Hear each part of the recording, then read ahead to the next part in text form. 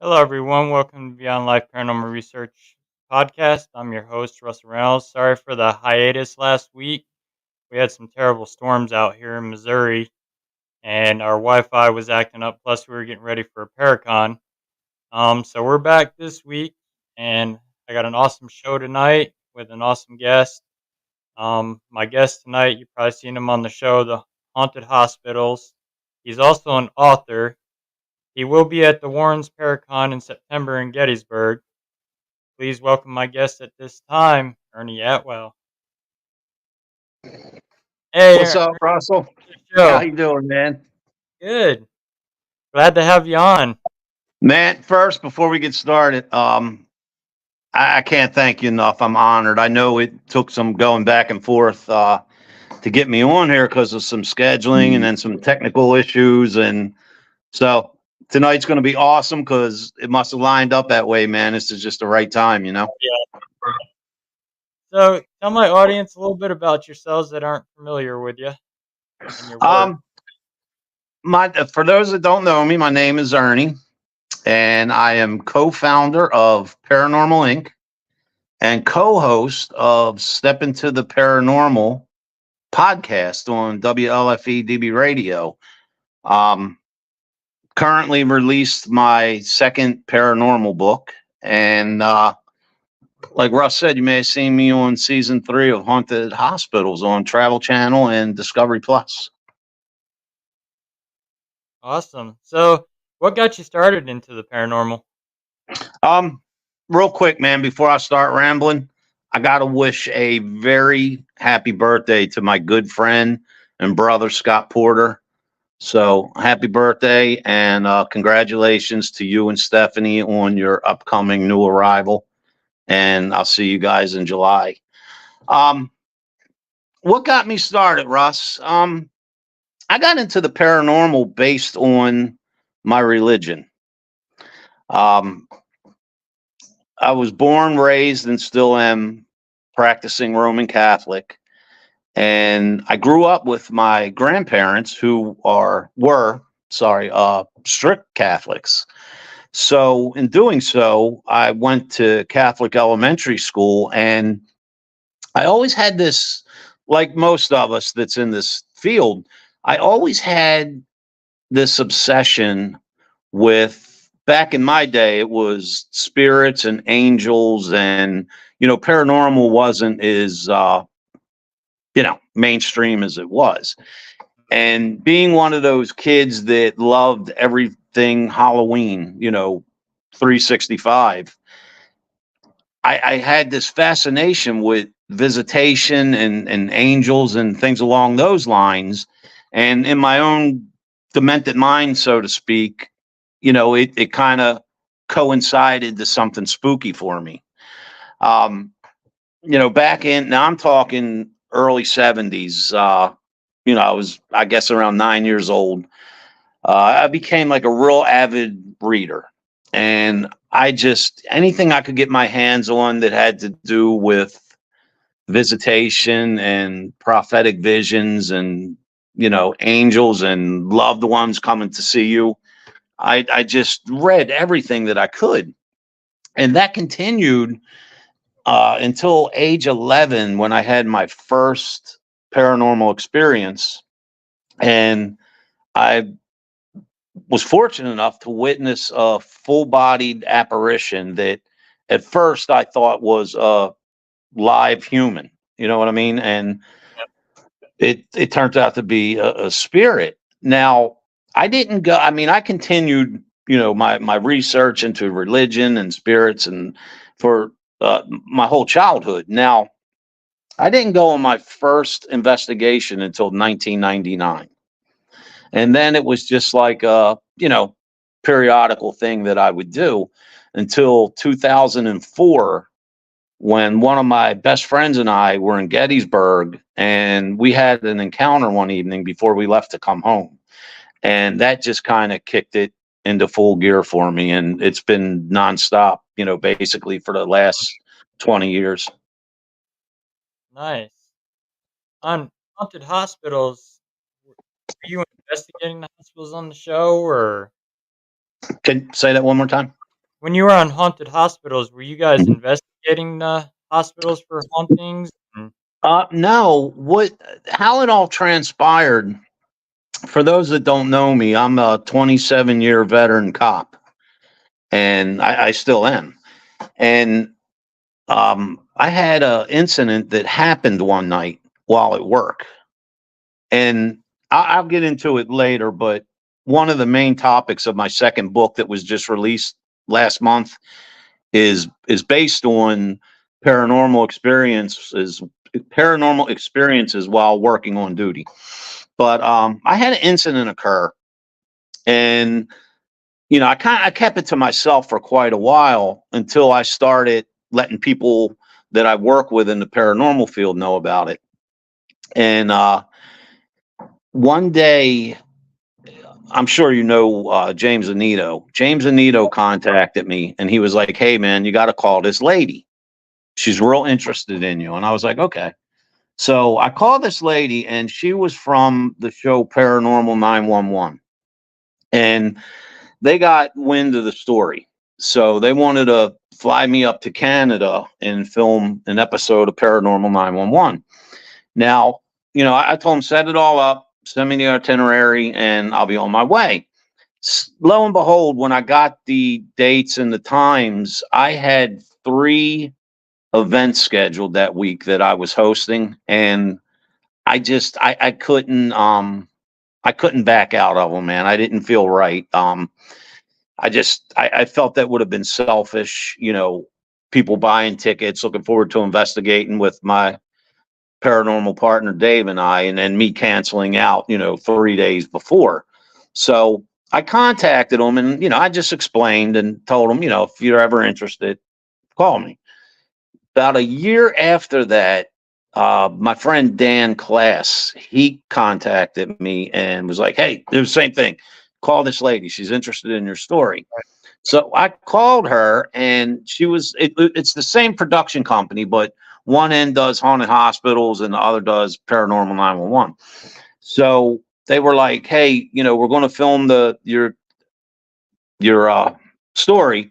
You can either come to California or come to New York." So being like 3-4 hours from New York City, I was like, "All right, I'll come to New York." So I went through some interviews and stuff like that, and they said the lady told me, I'll contact you within a day and set everything up. So this was in August, a few years back, and I was thinking like first of the year, like I thought it was going to be some period of time in between.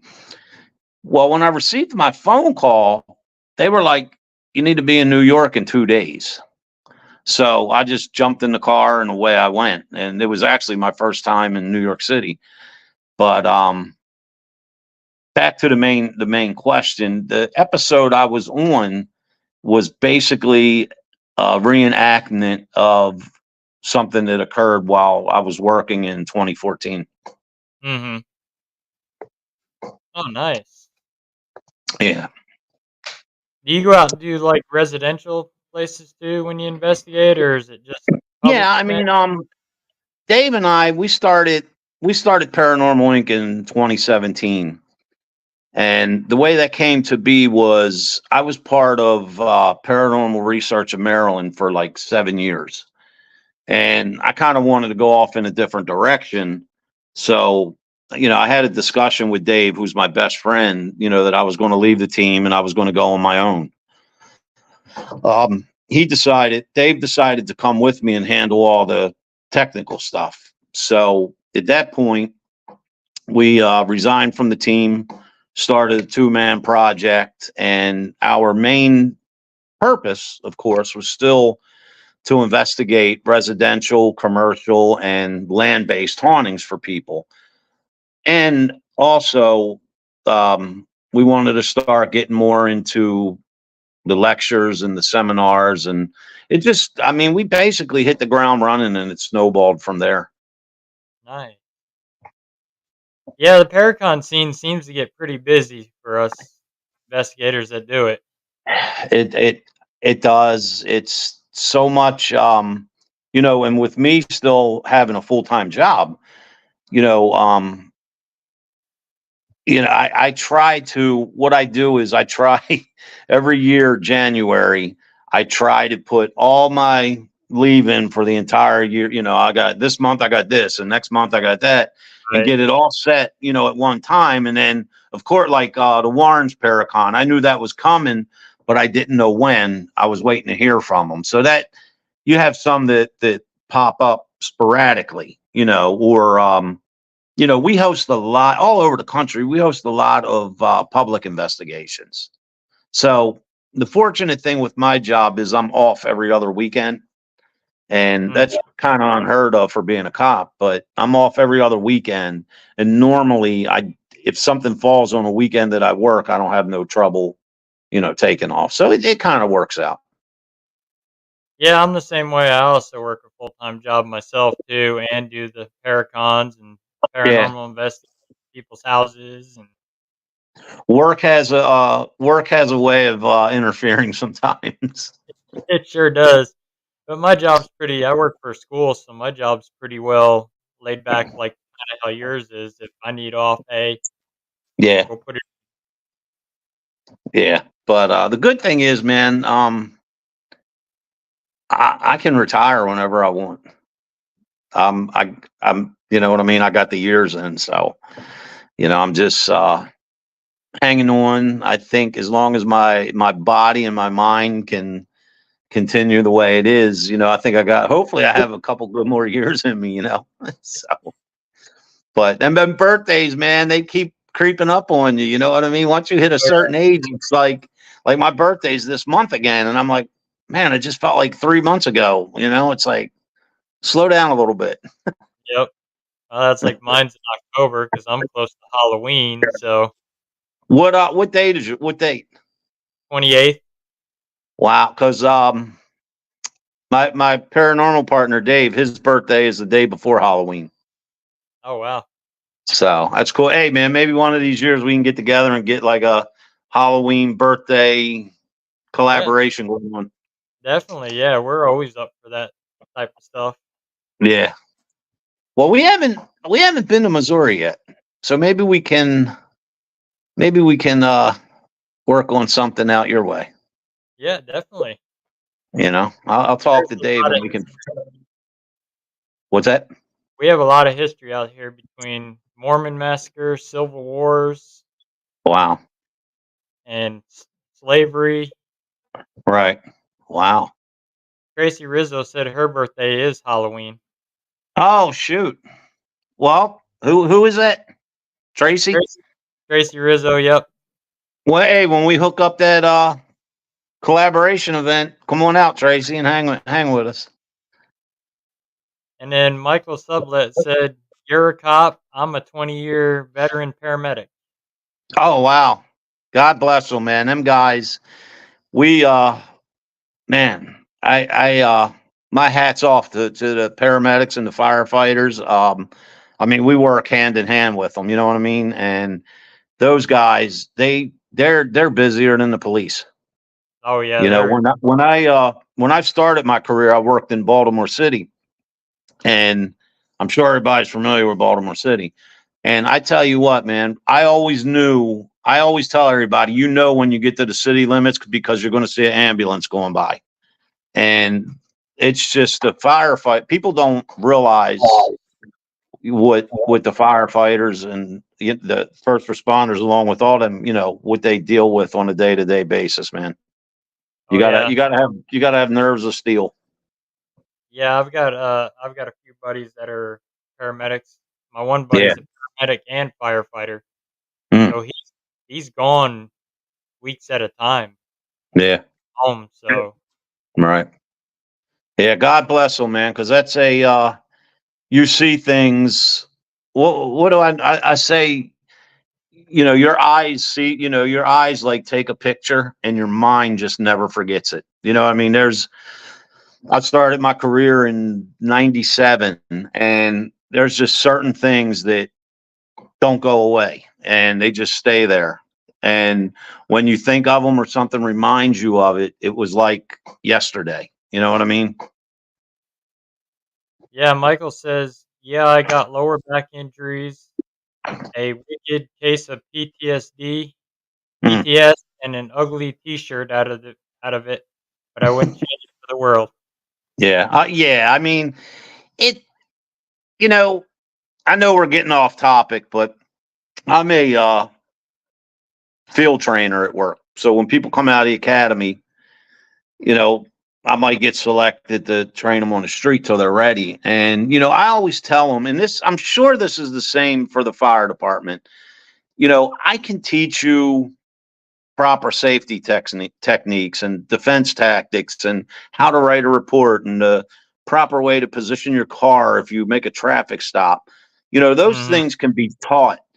But in certain careers, not just mine, but in certain careers, there are certain things that you have to have that you can't be taught. They have to come natural, Right. and I like to use the term, it's a Baltimore term, but we always say natural police. If somebody says, "Hey, so and so, he did 30 years, whatever," and you'd be like, "Oh yeah, he's a good guy, man. He's natural police." And we know what that means, and I'm sure the fire side of this conversation they know as well. And I'm, Mhm. I'm sure I mean, that goes with anything, man. A doctor, a teacher, any sort of educator, you know. Right. So I know we were talking before the show about you have a doll that came out of Waverly Hills Sanatorium. yes, Dave and we own. I don't like to use the word own. She lives with. We have Sandra the Haunted Doll, and we got Sandra, I guess, about 2 years ago. And recently in December, I was doing an event at the 1912 Hoover House in right outside Gettysburg in Waynesboro, and a friend of mine contacted me who happened to be in town. And long story short, I acquired another haunted doll that evening. Her name is Agatha. She's from the year 1908, so she's pretty old. I have both of them downstairs on display, and they'll be at all the events that Dave and I are at. All the Paracons coming up. We even have Sandra the Haunted Doll merchandise because it's funny, man. We the past 2 years at the Gettysburg Bash, we have our table set up with my books and our merchandise and all that stuff, and we had like a separate line for people just wanting to see the doll. I mean, people love that stuff.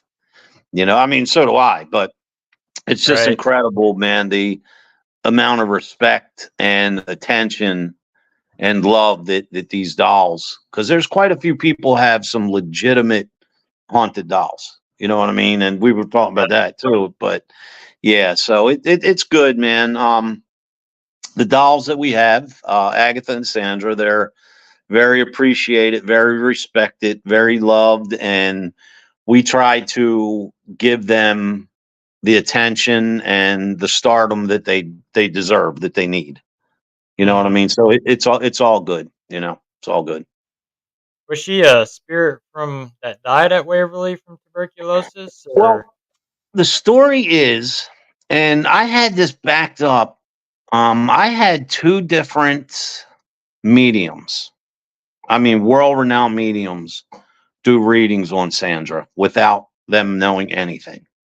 Mhm. And the story is that in 1948, there was a man, it was just him and his daughter, who was between the age of like 8 and 10 or 11. Right. And they were the only two remaining in the family. Well, the man had respiratory issues, so he was admitted to Waverly Hills. The dad, he eventually passed away. Now, with no other family, um, the child, Lucy, she became a ward of the state and took up residency at Waverly Hills. So, as a little bit of time went on, Lucy contracted tuberculosis and became very ill.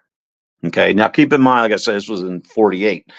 So, the staff, they got her this porcelain doll, Sandra, beautiful doll.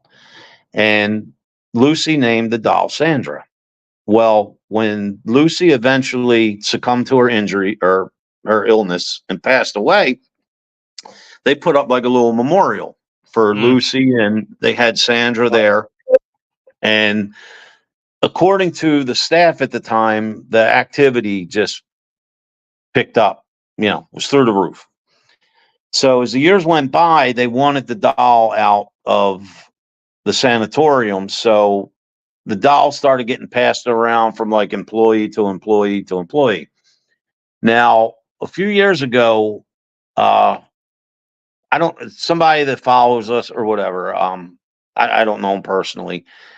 Somebody from Washington State wound up with Sandra and they contacted Dave and they said, we need some advice on how to properly dispose of this doll. It's been giving us issues in the house. The kids are scared of it.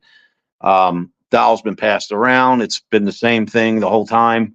So we started telling them what to do. And then the lady just asked Dave, she's like, hey man, you just want the doll? We'll send it to you. So we're like, heck yeah, man, here's the address.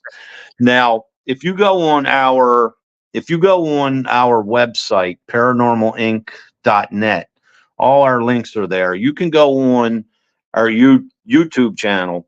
And basically what we did was when we got Sandra, we had our cameraman, John McGinnis, film like a documentary style video, which 22 minutes long of us opening and housing Sandra in a case. Now, we were filming just for our own archives, nothing for the public. Right. But as soon as I started to open this box, like it went crazy. Okay. And it got to the point where we were talking about it on an episode of our podcast. And we was like, you know what? It'll be better just to run the 22-minute video. So Mhm. you can go on our YouTube channel and watch the video. It's very, very interesting. And if you do watch it, stick around to the very, very end because I do a last minute follow up once the doll is away and we go over the equipment that was there and you can see that everything just shut down. So it's pretty interesting. Yeah, I'll have to check that out. I mean, I investigated Waverly a couple years ago, Wow. Now and I was supposed to I can't remember what happened, but last March, myself, Rick Hayes, Brian Cano, there was a big event scheduled there. mhm. And we were going to take, I don't mean to leave her there, but we were in the event originally and we were taking Sandra back and we were going to have her there during this event and we were going to lead an investigation. But something came up with Dave and we had to pull the plug last minute. But I can't remember. But before I forget, Russ, I had Rick Hayes and I had my friend Dr. Rebecca. They both did readings on Sandra with Mhm. no information. And they came up with the same thing that there's a little girl with the doll and just kind of elaborating on that a little bit. And we weren't sure of the little girl's name until Dr. Rebecca told us she's picking up Lucy. Right. Well, we had Sandra at we had her at a Paracon, and some psychic medium come up and was doing their thing around the doll or whatever, and told us Lucy is with her. So we was like, wow. I mean, two people that don't know each other, and they both come up with a name of Lucy that in my Right. opinion, you don't hear much today, anymore. And as a matter of fact, if I remember right, when we were on tour at Waverly for the private investigation, our tour guide did mention the name Lucy. Oh, really? Wow. That, See, yeah, man. Like I said, this is the first time other than through texting that you and I have ever spoken. yep. For your viewers this evening, 2 minutes before we went live, I told you about Sandra, so you didn't even know. Nope. Wow, that's interesting. I'm gonna have to pass that. I'm gonna have to pass that information on. That's really cool, man. Yeah, I do remember the name Lucy, and I think I'll have to go back through my recordings and see if I do have an EVP with the name Wow. Lucy too. Yeah. Now, when you watched our documentary of uncasing Sandra, when our cameraman John, when he went back, he didn't edit anything other than what he did was you'll hear EVPs during this filming that we didn't hear, and he just subtitles what it is. Right. So you'll see like we got a it was kind of you know it was our first encounter with having our own haunted doll. Now, we expected the worst. You know what I mean? Because we just didn't know. That's why we had cameras and recorders and equipment.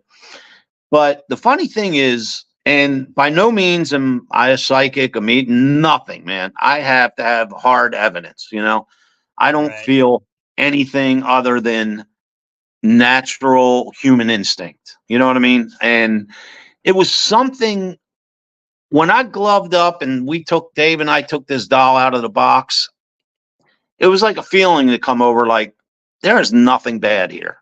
Because, a lot of the public have the misconception when we say haunted item, haunted doll, haunted, it's the devil himself. You know what I mean? And you can thank a lot of TV and media and all for that. It's entertainment. But when we took Sandra out, it didn't feel anything, nothing felt off. But here was the key, and you'll be able to hear this. We have a glass case sitting there, and as soon as I put Sandra in this case, you hear this little girl, her voice comes over that, of course, we didn't hear. But as soon as I set her in that case, you hear this little girl go, ah, like a sigh of relief. Right. And I was like, when I heard that, I was done. You know what I mean? Now, here's a funny story. A few years back, myself and Dave Mhm. and a good friend, Rob Murphy, and Miss Lori Johnson from Ghost of Shepherdstown, we were guests at it was called the Halloween Extravaganza. It was in West Virginia. Now, that was a long weekend for Dave and I. So we were doing the Paracon. We were supposed to lead an investigation that night at it was the Roundhouse Train Museum.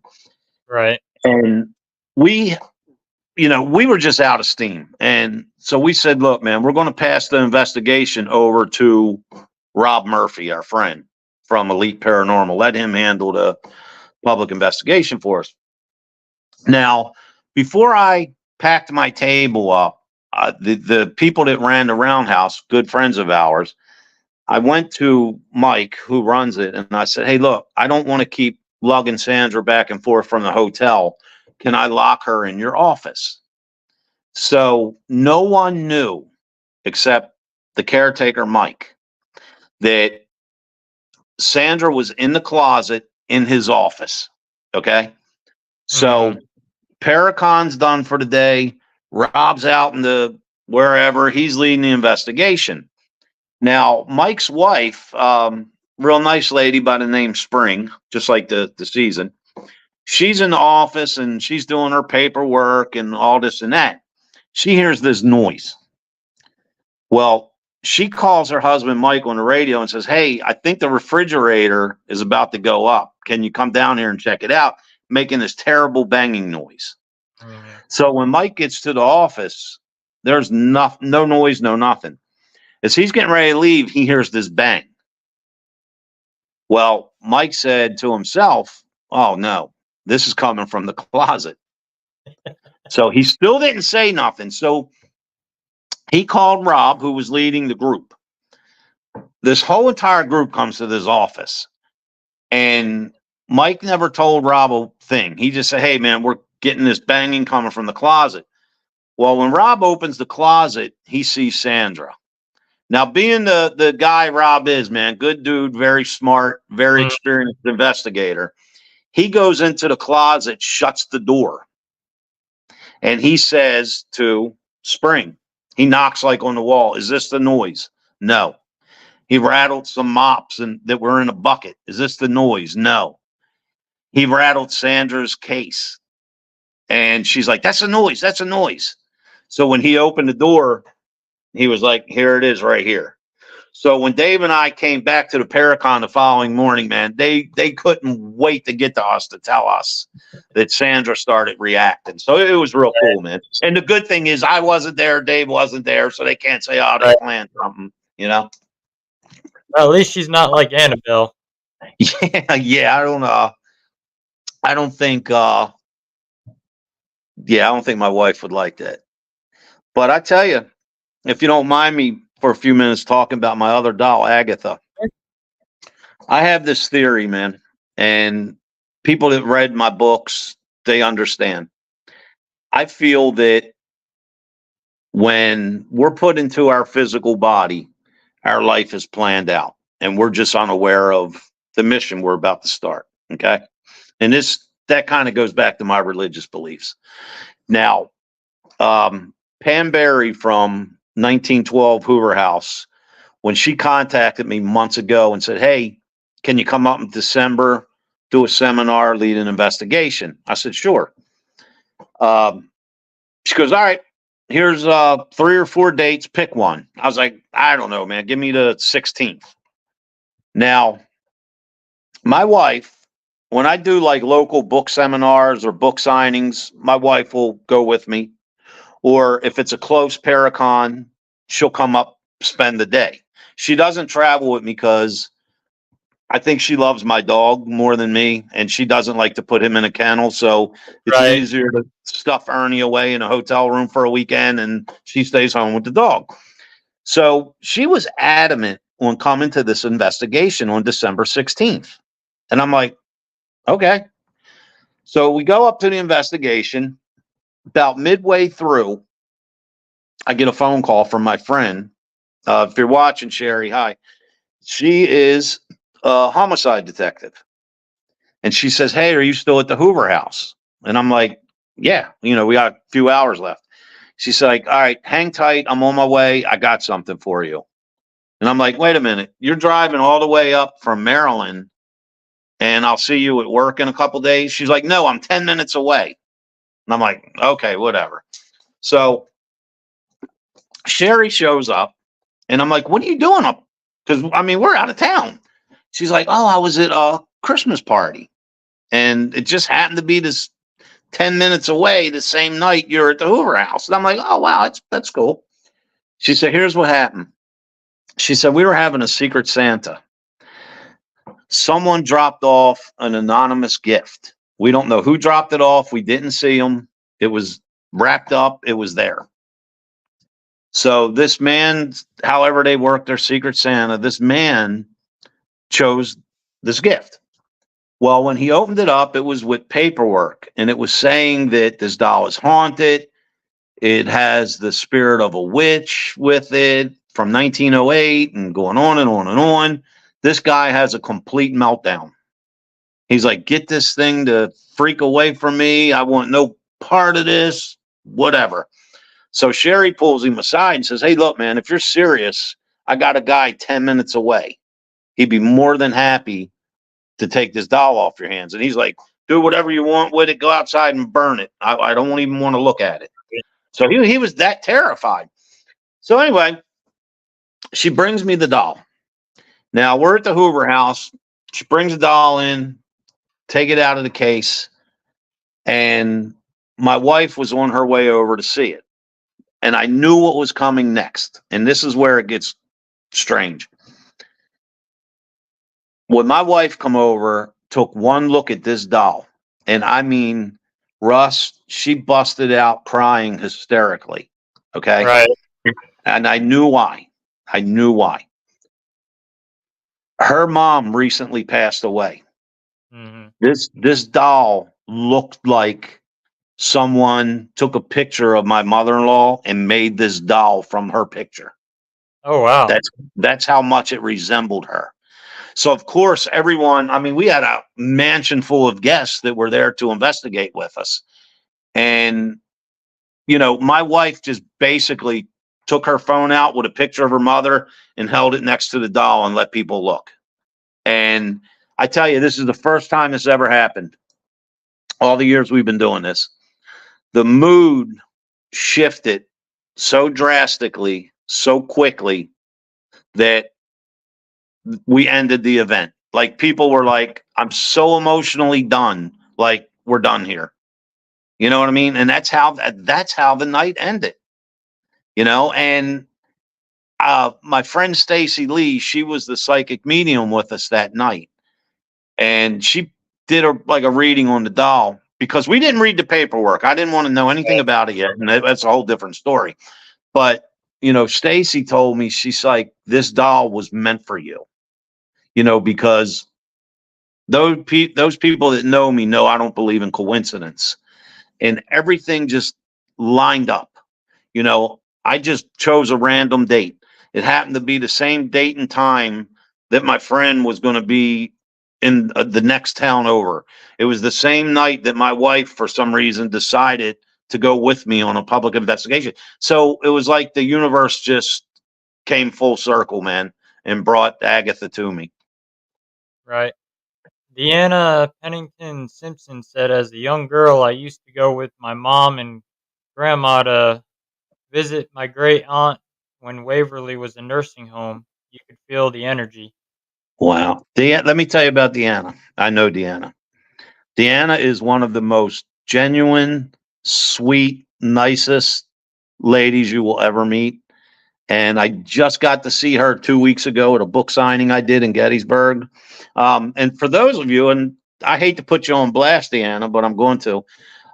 If you remember the show that Jason and Steve did, Ghost Hunters, what was the, not international, but the one where Taps? where they went and teamed up with like a local team. You Okay, remember. yeah. Yep. They Deanna was on one of their episodes. Oh, okay. Yeah. Awesome. Man, I tell you, man, these senior moments. Yeah, I can't remember, but you remember what I'm talking about. Yep. I do know what you're talking about. And then Nancy said, you know what's cool? Seeing a seasoned investigator get really excited over the paranormal and things that happen out of the blue still. They still get excited. It's so cool to see that kind of enthusiasm. You know, and it is because I tell you why, man. And Russ, you and everybody watching is going to know exactly what I mean. And I hope I'm kind of elaborating on what Nancy said. For those enthusiasts that watch all the TV shows, in 48 minutes, they have all this evidence. Yep. And, they don't realize how many hours and hours and trips back that those few pieces of evidence take to capture. Like we have a lot of people send us stuff like, hey, can you take a look at this? Can you analyze this? And, you know, it's a lot of people expect big things. But, Russ, if you and I are in a room and there is no one in this entire building but us, and you ask a question or I ask a question, and we get a simple, sounds like a little girl going, clearing her throat. To Mhm. us, man, that's like winning the lotto because Yep. we know what it takes to get that. You get what I'm saying? So Yep. I think by people's enthusiasm and reaction and energy, it shows just how deep their passion is. You get what I'm saying? Yep.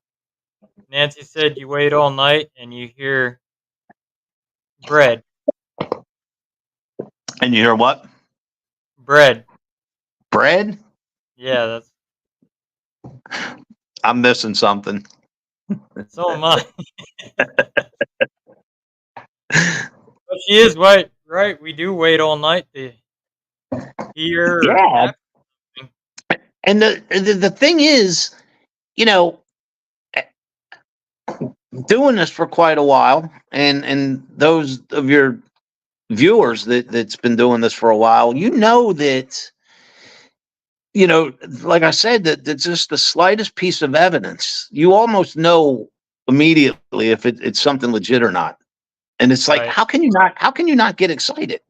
Like I have this, I have this piece of equipment, and the reason I use it, you know, like if you see on TV like an old fashioned diner, or Mm-hmm. excuse me, maybe a hotel, and the bell, you ding, you ring the bell. Yep. I have one of those, and you can hit the button and make it go ding, but it's also motion sensor, Mm-hmm. but it looks antique.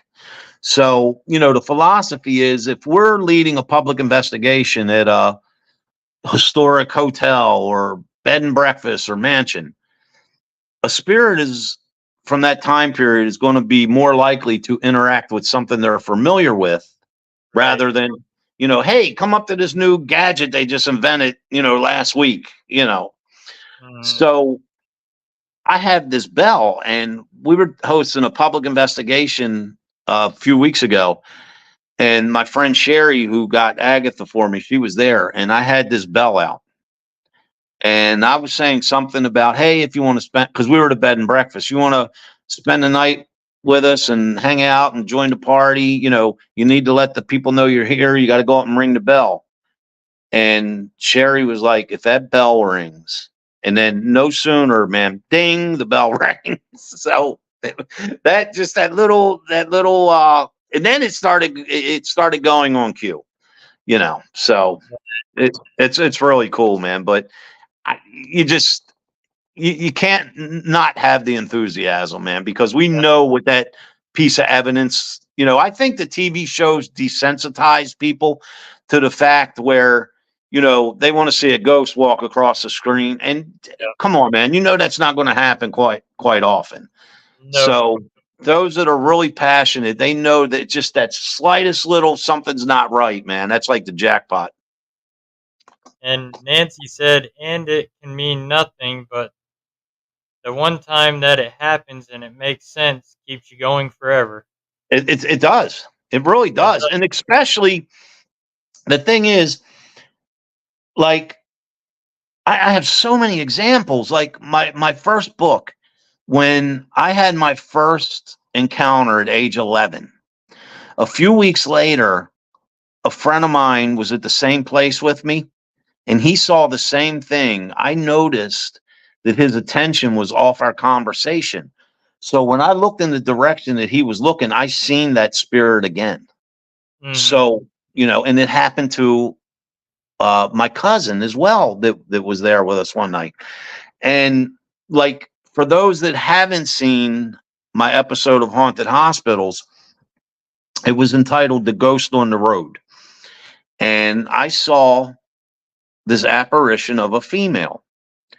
Well, about a month or two later, someone that is a hospital employee, the hospital was kind of like adjacent to the road I was on, they saw the same woman. Now, I haven't spoke to this guy in probably 2 years, and he called me out of the blue because he knew what I did. And he explained his story, and he saw the same girl. And then I guess about a month after that, I was taking a patient to the hospital. And when I walked in, a lady stopped me that I had been to her house before on the medical emergency call. She saw the same exact thing that the both of us saw. Now, the two people that witnessed what I did, it was at a different location. They witnessed her at the same location, but they didn't know each other. Right. So, you know what I mean? In those cases, I like when you have different people coming up with the same exact thing, man. That just adds validity to let you know you're not crazy. You know what I mean? Yep.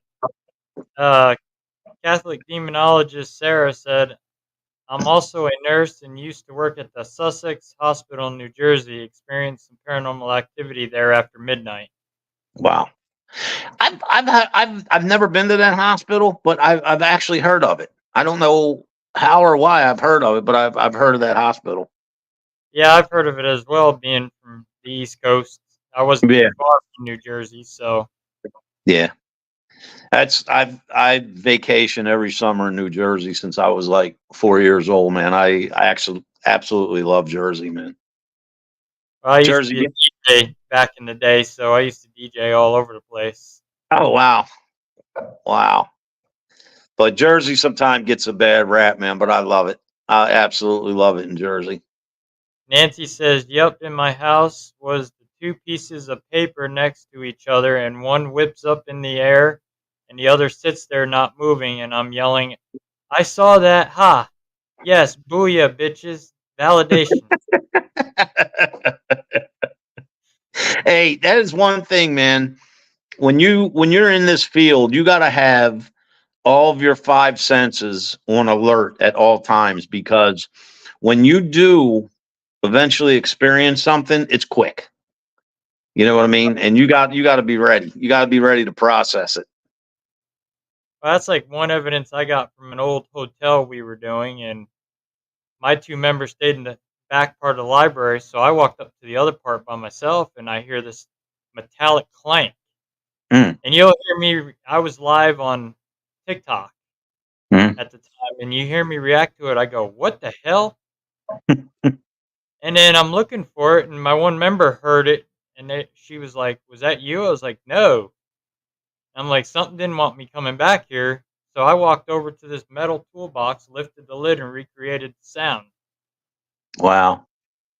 Now I got to tell you, and this is since I bought my house many years ago, so I don't want anyone to think it's because the dolls are here. But we have activity in our house, and it's nothing menacing. It's nothing on an everyday basis.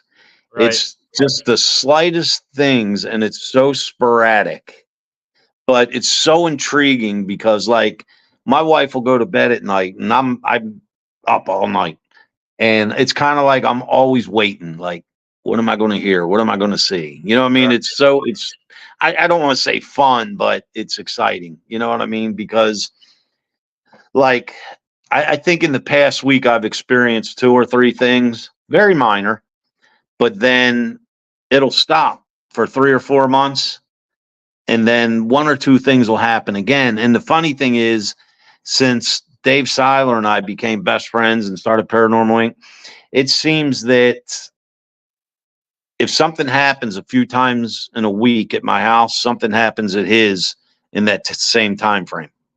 It's right, almost like it bouncing back and forth. You know what I mean? Not, I don't mean the same incidents occurs, but something will happen there and something will happen here. right. Well, that's even like my dad. My dad's part of my team. He watches our cameras on investigations, and Mhm. he had an experience in that same hotel. He there was an old bell for service there. He rang it, sat down, went to sit down in the chair, and this big old white light just come around him. Oh wow. We all saw it, and we were like, "What is going on?" And then when we first did the hotel, and he was watching our cameras, we went to take a break. I walked in that room, and you could see your breath. He was Yeah. freezing. We were all in Mhm. t-shirts because it was warm. We Mhm. had to go out and get him a heat lamp and put blankets on him. Wow. And I told the thing to get away from him. And then it finally left. Yeah. And then my dad and I spent the night in that hotel that has no running water or electricity. So we were running a generator. And the rest of my team went to a hotel for the night. We're like, we're going to sleep in here. We weren't going to spend the money on a hotel. And about 3 in the morning, the generator kicks off, and I'm starting to fall asleep on the couch. My dad says, "Hey, wake up." I'm like, "What?" He says, "Look in the doorway, and here's this big 6'5" black shadow figure standing in the door looking at us." Wow. We man, my partner Dave experienced something very similar. We were we were at the Haldeman Mansion in Bainbridge, PA. We were getting ready to do a seminar there and then an investigation. We had a large group coming, and we had the keys to the mansion. And we get there and open up, and we're just doing always do a walkthrough. And we were on the second floor, and we heard two loud bangs below us, Mhm. and it sound me. I thought someone came in the back door and like slammed the door shut. That's how loud it was. Um, Dave turned around, and I tell you, man, I thought he was having like a medical emergency. Like his body locked up, and he was trying to talk, but nothing was coming out. And I'm Right. like, man, I hope I don't have to give this 6'7", 300-pound man CPR, you know? And he starts pointing at the door frame. Well, I had a FLIR camera in my hand, and I aimed it at the door frame, and I watched it materialize, man. It was like almost 7 foot tall, and it was just like you described. It was I could see the head forming and the shoulders, real wide shoulders, and you could see the head and the shoulders, but it was a black shadow. Yep. And Dave claimed that when he heard the noise and he turned around, that it like stepped to him. That's what made him like, you know, freeze. Right. But when you told that story about your dad, man, that just sparked that in my brain because the you just described the exact same shadow figure, man. It's crazy. We have two questions.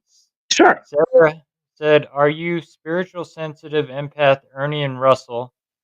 I get affected by people's emotions, etc. I can also see ghosts, etc. It started during childhood." I I have no gifts whatsoever. I mean, I've had quite a few mediums tell me that I do have gifts, that I just, being stubborn, I've refused to whatever you're supposed to do. Right. Um, but I don't, nah, man. I don't feel anything. I don't sense anything other than your normal. You go in somewhere and you're like, ugh, something feels off. You know what I Yep. mean? But I have no any evidence or any contact or whatever. I have to work hard for because not I don't have no gifts like that. What's as far as a medium or empath or anything. Mm-mm. Right. Or like me, I'm the opposite. I do have them. I had a near death experience when I was 12 years old. Mhm. So I have the gifts. I can see them. I'm also empathic. I Wow. feel emotions. And Right. I actually told a client we were at this farmhouse and then we were setting up DVR cameras outside. Got done and I was looking in the upper window and I said, "There's a woman standing there looking at us. She's not saying nothing, just kind of wondering what we're doing." Hmm. He had the picture on his phone and she showed up in his picture. Wow. And Yeah. then Nancy said, "We do too. Grandkids have heard it. If you're downstairs, it sounds like moving furniture." Was working today and it dawned on me I was hearing it and I stood up and it stopped. I missed it being so tuned in to my work, dang it. And Hey, then, like I said a minute ago, man, if something happens, it's quick. yep. And then Sarah's other question, what's your opinion on this? If someone can see black shadows in their peripheral vision, some say it could be a guardian angel, some say it could be the development of a clairvoyancy ability and the start of spiritual awakening. I I can't really give a confident answer because with having no special gifts, I don't know what may occur to trigger someone's gifts to get them to acknowledge it. Right. Okay. Now, you know, Could it be a loved one? Absolutely, man. I mean, chances are my thing, if it's something that you may encounter in your home or in a friend or family's home, it could be a loved one. It could simply be someone that likes still taking up space in that residence. I would never rule that out, but I can't give a confident answer on what may trigger or spark or get you to recognize your gifts, because that's just a little bit out of my realm, since I don't have those abilities myself. Right. And that's like I tell people too when they buy a house, and if somebody once lived there and died there, to them you're trespassing. Yeah. Like you're breaking into their space. Yeah. That's like I always say, you know, not I mean, sometimes you provoke in a respectful or caring sense. Mhm. Um, but I don't like your basic provoking, being rude, threatening, daring. Because, for example, if I'm not on the road, I'm at home. I love being home. And, hopefully when it's time for my soul to leave my physical body, it happens when I'm home. And, you know, if somewhere along the line someone investigates my house and I'm still here because this is my happy place, what right does someone, a stranger, have to come into my home that I loved and put so much into, to challenge me and threaten me and dare me? You know what I mean? And then when that person that's doing the provoking gets some sort of negative or angered response, then all of a sudden, oh, it's something evil here. It's something demonic. No, it's not. You just went into someone's home and Yep. threatened them and disrespected them. That's why, to me, say you're investigating, I don't know, say a prison, and you're in just the worst person that ever existed in their cell. You still have to go in there and investigate with respect, even though they Yep. did the deeds they did, because when that person took form, in their physical body as a human, they were Mm. born innocent. They were born innocent, Yep. and for whatever reason, their path led them down that dark path. But, I feel that when people do pass away, if you hear a voice in the background, it's nothing, it's my clock. It says a verse every hour. Um, but when people are born, or when people pass away, I feel that they go back to that innocence that they were born with. You Yep. know what I mean? So as hard as it is at times, my thing is, and this is just my personal preference, you always have to be just respectful and treat people as they're a good human being. Exactly. It's like the term Jason Hawes always used from Tap.